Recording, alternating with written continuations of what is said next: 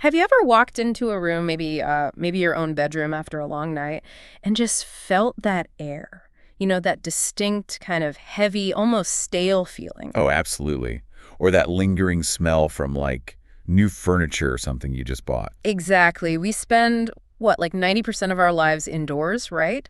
But the air we're actually breathing inside our homes, our offices, it often just goes totally unexamined. It's kind of invisible, so it's out of mind for a lot of people. For sure. Well, if you've ever wondered, how to make your living space not just look good, but feel good, breathe well, actually be healthier, more vibrant, then you are definitely in the right place today. Sounds like we're hitting a crucial topic. We are. Welcome, everyone, to the Deep Dive. This is the show where we take your sources, could be articles, research papers, maybe even, like today, a full training module, and we really distill them. We find the most important, often really surprising nuggets of knowledge and insight, and it's all custom-tailored just for you, the listener. Cutting through the noise to get to what matters. Yeah. I like it. That's the plan. Today, we're plunging headfirst into something, well, it feels foundational, but honestly, it's still often completely overlooked. We're talking about the fascinating and, frankly, vital world of mechanical ventilation and indoor air quality. IAQ, it's huge. It is. Think of this deep dive as your shortcut, your express lane, to becoming genuinely, deeply well-informed on this essential, but often invisible aspect of how our homes and buildings work. Or sometimes don't work so well. Right. For this one, we've grabbed a pretty comprehensive module on mechanical ventilation, the kind professionals actually study. And our mission, like always, is to slice through any complexity, shine a light on what you normally don't see, and deliver those really satisfying aha moments. The ones that really change how you understand things. Those moments are the best. Aren't they?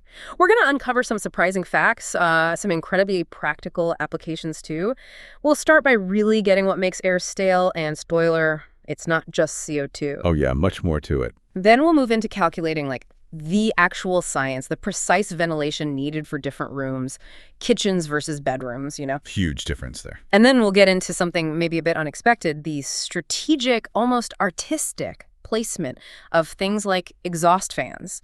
It's a detail that can literally make or break how well the whole system works. Location, location, location. Yeah. Even for fans. Exactly. I'm genuinely excited to explore this because it impacts our daily lives in ways we might not even realize. Our comfort, our focus, even our long-term health.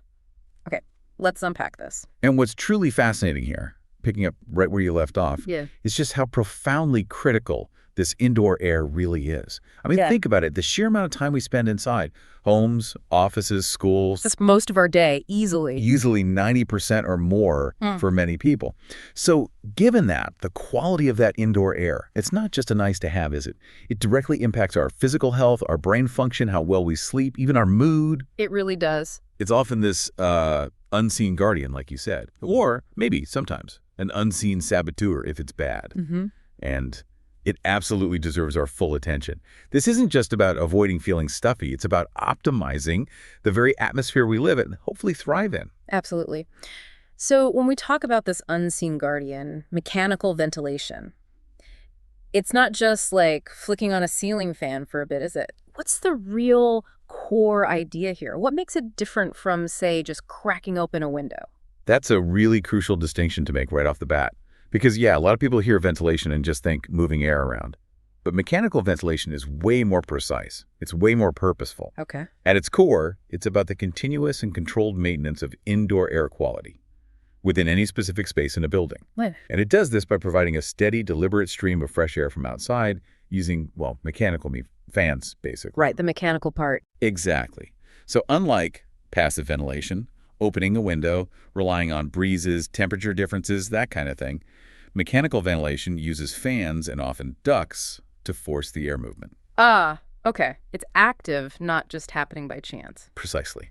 That makes it far more consistent, predictable, and controllable. You get the air changes you need pretty much regardless of whether it's windy outside or dead calm, hot or cold. It's an active strategy for a healthy indoor environment. That emphasis on continuous and controlled really clicks. Okay, so these mechanical memes, beyond just fans, what specific devices are we actually talking about? Because I think, most people maybe picture a bathroom fan, but the sources mentioned a wider range. You're right. It's broader than just that. Of course, you have your dedicated exhaust fans. Their whole job is to pull stale, moist, or polluted air out of a space and push it outdoors. The classic bathroom or kitchen fan. Exactly. Then there are things called duct ventilators. These are fans actually installed inside the ductwork itself, helping move air through the whole system, maybe over longer distances or overcoming resistance from filters and bends. Okay, more integrated. Right. But then the concept of mechanical air movement also includes things that maybe don't exchange air with the outside but still play a role. Think about ceiling fans. They circulate air within a room, which helps with comfort and can help distribute fresh air if it's being introduced elsewhere. Makes sense. Mixes the air. Yeah, mixes it. Same idea for oscillating fans, wall fans, even desk fans or stand fans. They create airflow, help break up stagnant pockets, dissipate localized pollutants, improve that feeling of thermal comfort. They're part of the air management picture, even if not strictly ventilation in the air exchange sense. Gotcha. So circulation versus exchange. Precisely. But when our source material really zeroes in on the critical need for mechanical ventilation, it's focusing on those key residential spaces where actual air exchange is non-negotiable. And those were, let me see, living room, kitchen, toilet and bath, and storage room. That's them. The living room, kitchen, toilet, and bath, and even the storage room.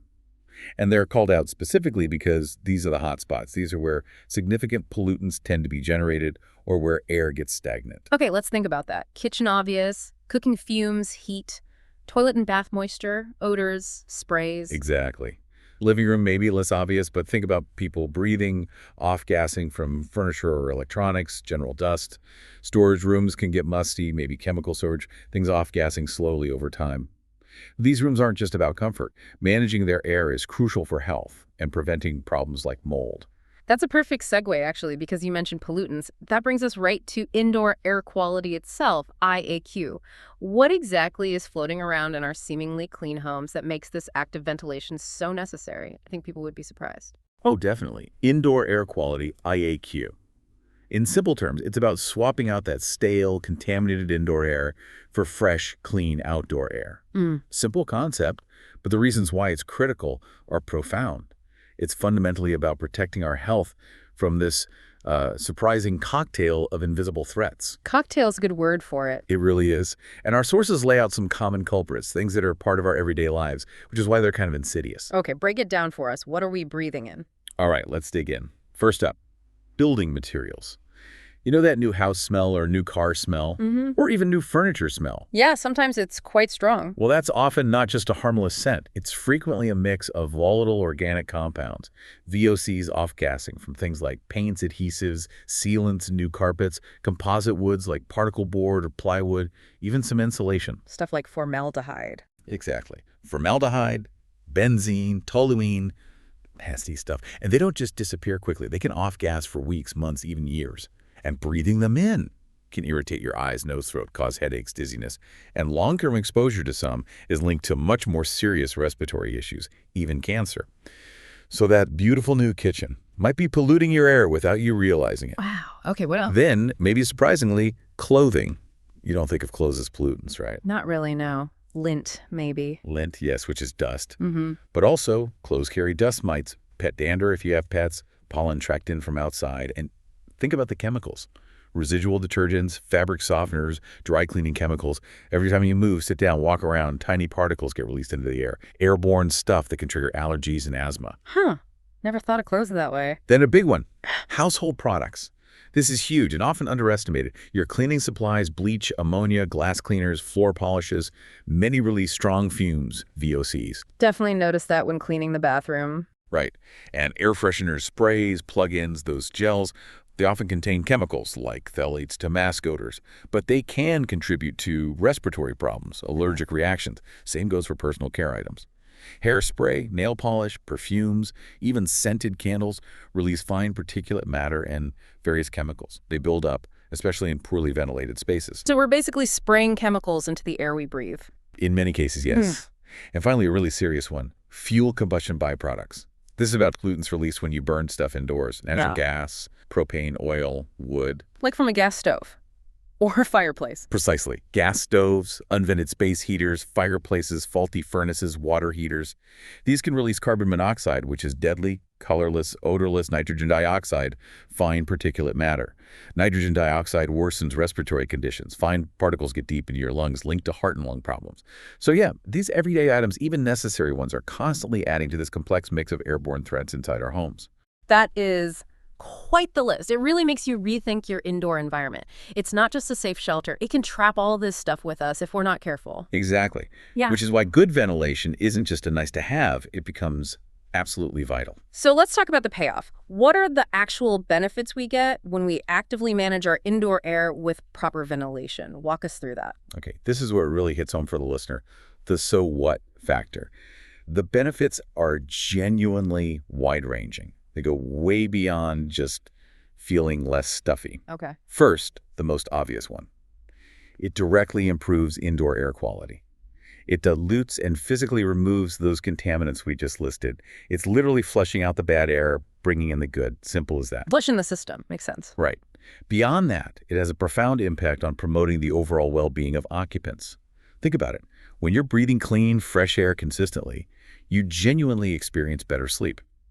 Your body isn't fighting off low-level irritants all night. I could use better sleep. Most of us could. You'll likely see fewer headaches, less of that afternoon brain fog or fatigue. Your concentration, your cognitive function can actually improve. Better focus, better productivity if you work from home, or just feeling sharper day to day. Your body isn't constantly taxed dealing with airborne junk. So it affects how well we think, too. Absolutely. There's good research on that link between IAQ and cognitive performance. Then, getting more specific, a good ventilation system actively removes airborne dust. Huge for allergy and asthma sufferers. Continuously moving and filtering air can significantly cut down on symptoms. That's a big one for many people. Huge. It also removes excess heat. Think kitchens during cooking, bathrooms after hot showers. Getting rid of that heat makes spaces more comfortable, obviously, but it can also reduce how much you need to run the air conditioning, which saves energy. Ah, an energy angle, too. Right. Nice. Definitely. And crucially, it removes those chemicals we talked about from building materials, cleaning products, etc., prevents them from building up to potentially harmful levels over time. Chronic low-level exposure is a real concern. So what you're left with is a constant supply of safe, clean air to breathe, a healthier indoor environment. Okay, clean air, better health, better thinking, less heat. Anything else? Yes, a really important one. Temperature and humidity control. Good ventilation is key here, especially humidity. By constantly exchanging air, it helps regulate both. In humid climates or in moisture-prone rooms like bathrooms and laundries, it prevents that excessive moisture buildup. Which leads to Mold and mildew. Without ventilation, you get condensation on windows, walls, ceilings. That dampness is a perfect breeding ground for mold. And mold isn't just ugly and musty smelling. Its spores or potent allergens can cause serious respiratory issues. Plus, excess humidity can damage your house itself, rot wood, degrade paint, and finishes over time. Right, mold is nasty stuff. It really is. Conversely, ventilation helps prevent spaces from getting overly hot and stuffy in general. It allows for some passive cooling by bringing in cooler outside air when conditions allow. So yeah, it's really a holistic approach to managing the entire indoor environment: air quality, temperature, humidity. Wow. Okay, that really drives home just how much is going on in the air around us indoors and why actively managing it is so critical. It's health, it's focus, it's even protecting the house itself. So we get what mechanical ventilation is and why it's so important.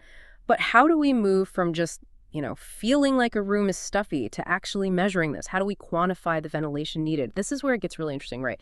There's actual science, a language for this. Right. Our sources introduce this really fundamental metric. It's called the number of air changes per hour, usually shortened to just N. And it's pretty much what it sounds like, but the precision is key. It's literally how many times the entire volume of air in a specific room gets completely replaced with fresh outside air in 1 hour. Exactly. So an N of 6 means the air turns over completely, theoretically 6 times every 60 minutes. Got it. And this N value, this target number, it connects directly to something else called the ventilation rate, which is Q, right? And that's measured in cubic meters per hour. That's it. Q is the ventilation rate, the actual volume of airflow in cubic meters per hour. And that Q value is the practical number you need when you're actually picking out a fan or designing the system. It translates that N target into a real-world equipment specification. Okay, so N is the target, Q is the actual flow rate needed. How do we get from N to Q? There's a beautifully simple formula for that. Q equals N multiplied by V. Q equals NXV. Okay, let's break that down. Sure. Q, as we said, is the volume of flow rate in cubic meters per hour. In Mauer, that's your goal. That's how much air needs to move. The fan's output, basically. Essentially, yes. What the system needs to deliver. N is the number of air changes per hour. That's your target air quality standard, how many times you need the air replaced each hour. And this number isn't just pulled out of thin air. It does heavily on what the room is used for. Right, like you said, kitchen versus bedroom. Exactly. It depends on the room's function, how many people are usually in it, and especially what kinds of pollutants are typically generated there. Okay, and the last part, V. V is simply the volume of the room itself measured in cubic meters. Yeah. You just calculate it. Length times width times height of the room. Standard room volume calculation. Standard room volume. So once you know the room size, V, and its purpose, which tells you the required air changes N, you plug them into Q, it equals NXV, and boom, you know exactly how much airflow Q you need. It takes the guesswork out and allows for real precision. I like precision. Okay, let's talk more about that N value, the number of air changes per hour, because that seems to be where the specific needs of different spaces really come into sharp focus. Our source material has this great table, Table 1, required number of air changes per room type, residential. And what I found really interesting is it doesn't just give the number, it states the purpose for that rate. Yes, that's key. It explains the why behind the number. Exactly. So for instance, for your main living areas, living room, bedroom, Den at the table specifies an N of 6 air changes per hour, and the purpose listed is to maintain minimum air quality standard. Okay, minimum standard. What does that really mean in practice? Well, I think it implies it's not about tackling heavy-duty pollutants here. It's more about general comfort, right? Diluting the CO2 we breathe out just by being there, managing the normal accumulation of dust, maybe pet dander, background off-gassing from furniture, just keeping things generally fresh. Preventing that stagnant, sleepy feeling. Exactly, a baseline freshness for well-being. Probably achieved with a quiet, maybe continuous, low-level exhaust. Makes sense for those spaces. What about bathrooms? Okay, now it jumps. For the toilet and bath, the required N goes up significantly to 10 air changes per hour, and the purpose explicitly changes to remove pollutants. Okay, definite step up. Why the jump to 10? What pollutants are we talking about here? Well, bathrooms are pollutant hotspots, aren't they? You've got massive amounts of moisture from showers and baths. If that's not removed fast, you get condensation, high humidity. And mold. Prime mold territory. Exactly. Mold and mildew. Big health concern. Then, obviously, odors. And all those aerosols, hairspray, deodorant, cleaning products, releasing chemicals into a small space. Right, lots of chemical sprays often used in bathrooms. So that higher N of 10 is designed to grab those specific higher density pollutants, the moisture, the odors, the chemicals, and get them out quickly before they cause problems or spread. Much more aggressive removal needed. Got it. Yeah. What's next on the list? The highest N value is for the kitchen and laundry room. Both require a hefty 15 air changes per hour. Again, the purpose stated is to remove pollutants. 15. Okay, even higher. What makes kitchens and laundries the peak demand? Well, think about a kitchen during cooking. You've got cooking fumes, not just smells, but grease particles that stick to everything. Steam, a lot of heat, and potentially combustion byproducts like carbon monoxide or nitrogen dioxide if you have a gas stove. Yeah, cooking can generate a lot of smoke and smell quickly. For sure. And laundry rooms, huge moisture source from washers, especially dryers if they're not vented properly outside. Lint, which is airborne dust and even a fire hazard, and chemicals, again, from detergents, bleach, fabric softeners. These are spaces where really rapid, thorough pollutant removal is critical for health, cleanliness, even safety. It really paints a picture, doesn't it? How these different N values directly reflect how we use these spaces and the specific air quality challenges they present. It does. It's not arbitrary at all. Not at all. And that distinction between maintaining minimum air quality for, say, a bedroom and removing pollutants for a kitchen or bathroom, it's not just words. It signals a fundamental difference in the source of the pollutants, their concentration, and their potential health impact. Right. General living versus active polluting activities. Exactly. In living spaces, you're mostly dealing with, human respiration, background dust, maybe slow off gassing. So 6 air changes keeps things fresh enough without being overkill on energy. But you walk into a bathroom and turn on the shower, or start cooking bacon on the stove. Huh. Bacon fumes. Potent. Potent. You're generating a concentrated plume of moisture or grease, heat, maybe gases. These aren't subtle issues. They're immediate, measurable hits to air quality that need to be dealt with now. A shower can spike humidity incredibly fast. Cooking generates stuff you really don't want lingering. So the jump to 10 and 15 air changes isn't just random, it's a specific engineering response. Absolutely. It's based on health standards, safety standards, building science. It ensures the ventilation system is truly fit for purpose for each space. It provides the necessary cleaning power for those demanding environments. And it also influences the type of fan you choose, maybe a quiet, continuous fan for the living room versus a powerful, intermittent fan, like the one you switch on when you shower or cook, for the bathroom or kitchen. That distinction really clarifies the why behind those numbers. It makes them feel less like rules and more like sensible design principles. Aye. Okay, so we've covered the what, the why, the how much air, but how do we actually do it? How do we physically move the air in this controlled way? That brings us to the workhorses, exhaust fans. And as you mentioned, the surprisingly important art of where you actually put them. Let's start with the basics. How do these things actually work? Our source says they operate by depressurizing the building. What does that mean in simple terms? Okay, imagine your house or just a room is like a loosely sealed box. When an exhaust fan turns on, say, your bathroom fan, it starts actively pulling air out of that box and shoving it outside. Right, exhausting it. Exactly. By removing air, it creates a slight pressure difference. The pressure inside that room becomes slightly lower than the pressure outside the room, and often lower than the rest of the house, too. It creates a subtle vacuum or negative pressure. Okay, so lower pressure inside. What happens then? Physics takes over. Nature doesn't like pressure differences. So, higher pressure air from outside or from other parts of the house tries to rush in to equalize things. This incoming air is what we call makeup air. Makeup air. That's the fresh air coming in to replace what was pushed out. Precisely.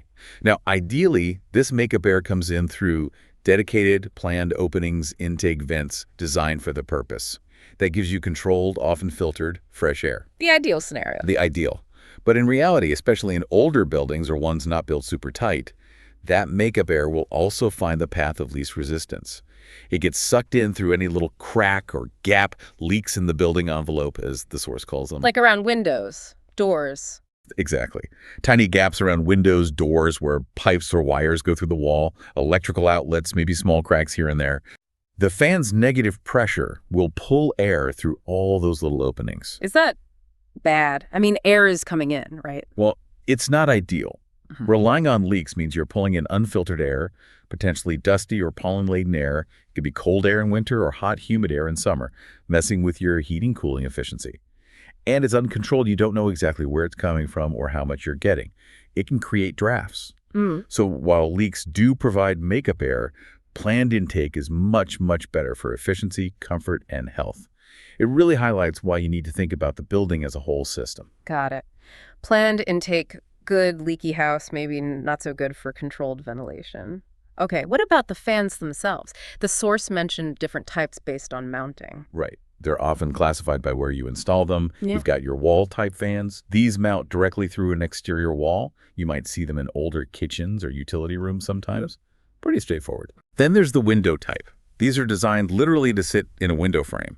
Offers a less permanent, maybe easier installation in some situations, like for renters perhaps. Right, just fits in the window. Then the probably most common one people think of for bathrooms. The ceiling type. Installed up in the ceiling, and the ductwork usually runs through the attic space to vent out through the roof or a soffit. Yeah, that's the standard bathroom fan look. Pretty much. And finally, there's the duct type, also sometimes called inline fans. These are cool because the fan motor itself isn't in the room. It's installed somewhere hidden within the ductwork, maybe in the attic, a closet, or a wall cavity. Oh, so the fan motor is remote. Exactly. The only thing you see in the room is the intake grill. The big advantage is they can be incredibly quiet in the room itself because the noise source, the motor, is located elsewhere. Plus, it gives you more flexibility in where you place the grill aesthetically. Quieter is always good in a bathroom. Okay, so different types for different needs. But you mentioned aesthetics and performance earlier, especially for bathrooms. Yes, this is crucial. Bathrooms are often small, tightly designed spaces. You've got tiles, fixtures, mirrors. Everything's considered. And our source makes a great point.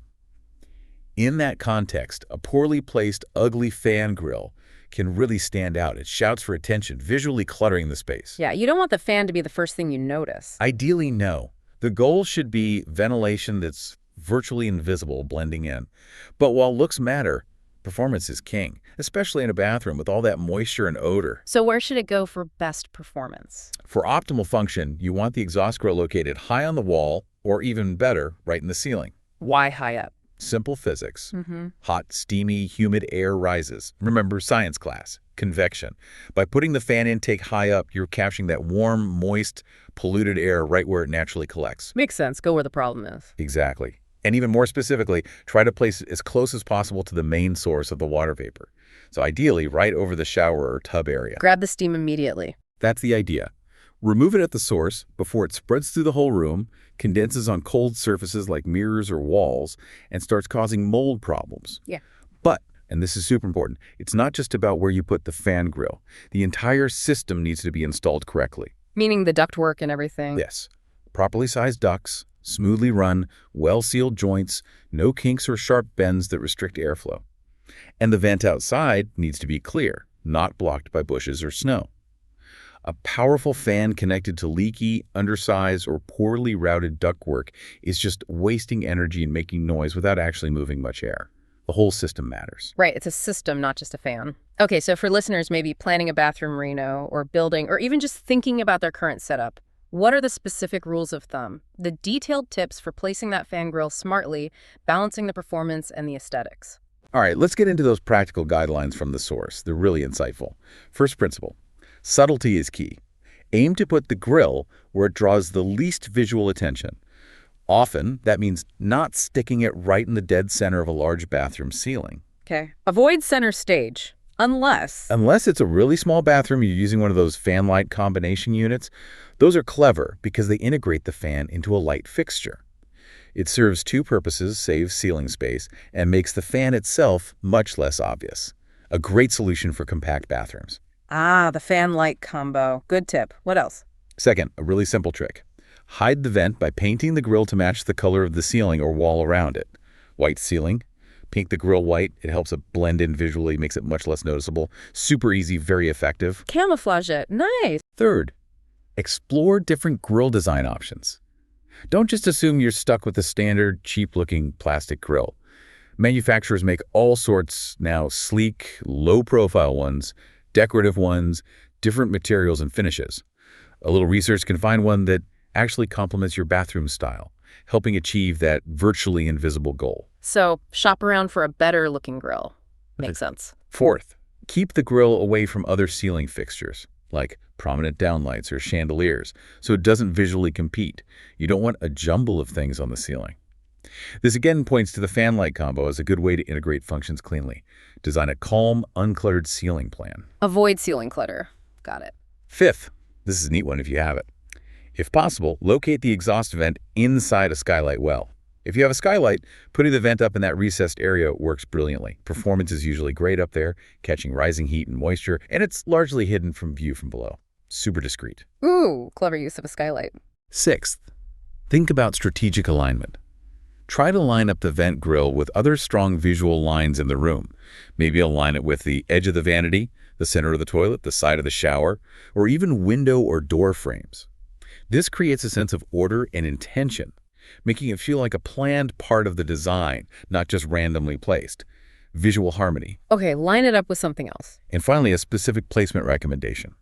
Centering the vent over the water closet, the toilet, is often a very good strategic location. Why? Well, it's usually somewhat central.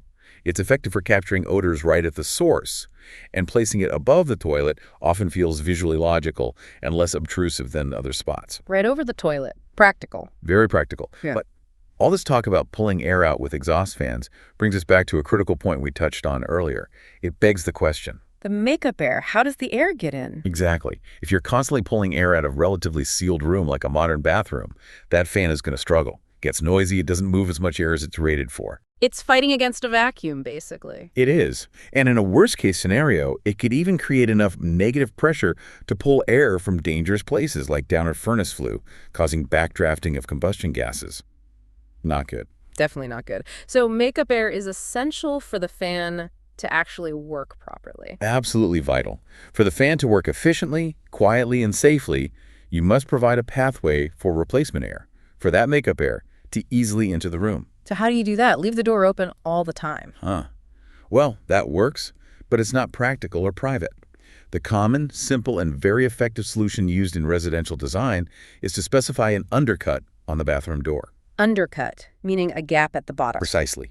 You deliberately leave a gap of about 1/2 inch to 3/4 inch, that's about 12 to 19 millimeters, between the bottom of the door and the top of the finished floor or threshold. Just a small gap under the door. Yep. That seemingly small gap provides a clear, continuous pathway for makeup air to flow into the bathroom from the adjacent hallway or room, allowing the exhaust fan to breathe easily and do its job effectively without struggling against negative pressure.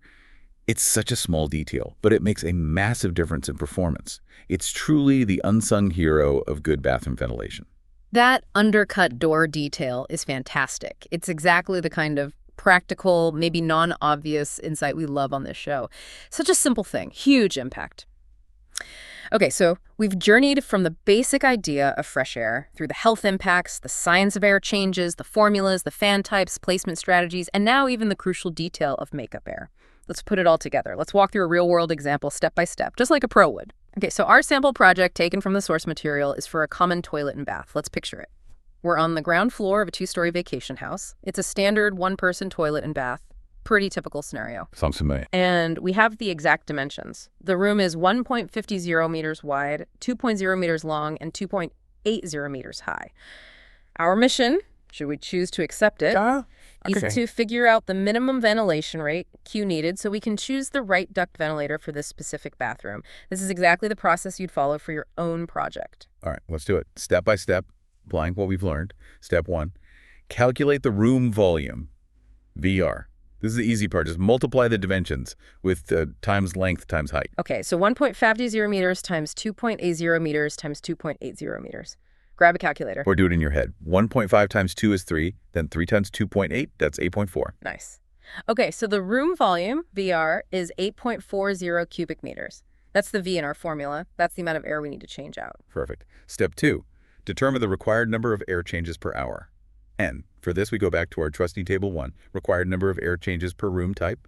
We look up toilet and bath. And for toilet and bath, the table clearly states N equals 10 air changes per hour. Purpose, to remove pollutants. Exactly. N is 10. Now, here's where we need to be sharp. As you noticed when reviewing the source, in the text description leading into the calculation example, there's a brief mention of potentially using N6. However, in the actual step-by-step calculation shown right after that, they correctly use N10. Right, a little inconsistency there in the source's explanation versus its calculation. A slight one. But Table 1 is our primary guide, and for a toilet and bath tasked with removing pollutants, moisture, odors, N10 is the standard and appropriate rate, so we confidently proceed with N10.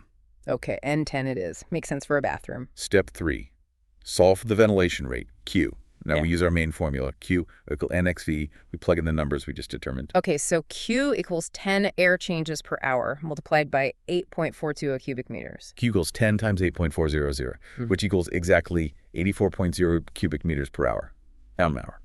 That's our target. We need a fan system capable of moving at least 84 cubic meters of air out of that bathroom every hour. 84.0 per hour. Got it. Now, wasn't there something about the source material's final number here? Ah, yes. Good catch again.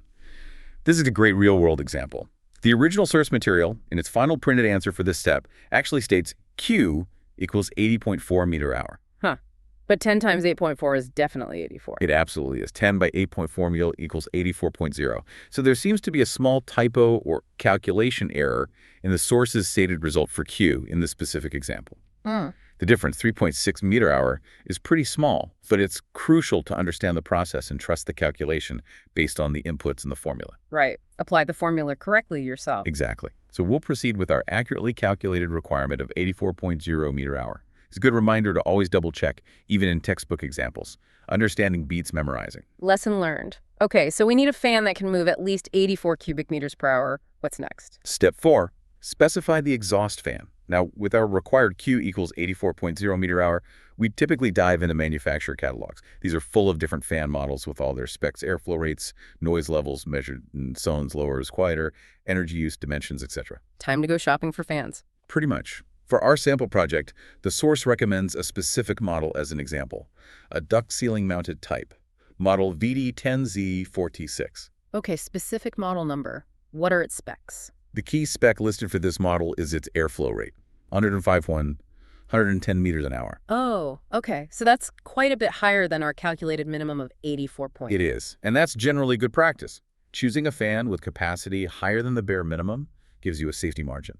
It ensures the system can definitely meet the requirement, even accounting for small inefficiencies like bends in the ductwork. It might also allow the fan to run at a lower, quieter speed most of the time while still doing the job. So exceeding the minimum is often recommended. Provides a buffer.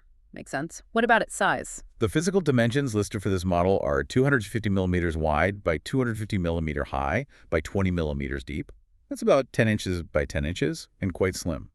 Knowing these dimensions is critical for the builder or installer to plan the cutout and make sure it fits in the ceiling space. Right, gotta make sure the hole is the right size. Exactly.